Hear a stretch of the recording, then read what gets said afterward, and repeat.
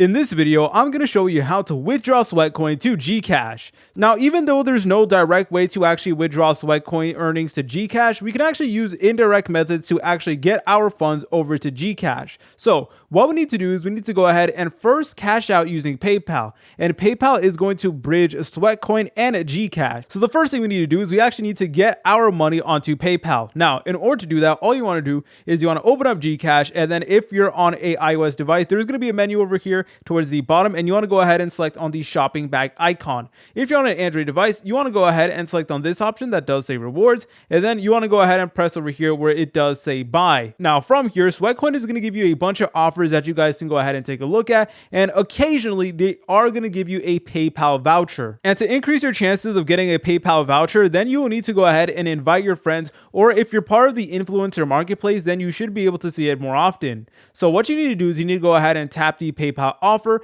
and then make sure you go ahead and claim it. For example, over here, you can go ahead and use 750 Sweatcoins to get this $5 gift card. But anyways, once you went ahead and withdrew your funds to PayPal, then from PayPal, you need to go ahead and transfer those funds over to GCash. On GCash, you need to go ahead and press on cash in, and then you need to go ahead and select on global banks and partners, and then you should see that PayPal will be an option, and you just need to go ahead and collect your PayPal account over to GCash, and then from there, you should be able to go ahead and get your funds. So it's a little bit unfortunate that there's no direct way that we can go ahead and withdraw to GCash. It sucks that we kind of have to go through this long process, but that's just how the way it is. If you guys found this video helpful, make sure to leave a like and subscribe. I'll see you in the next tutorial.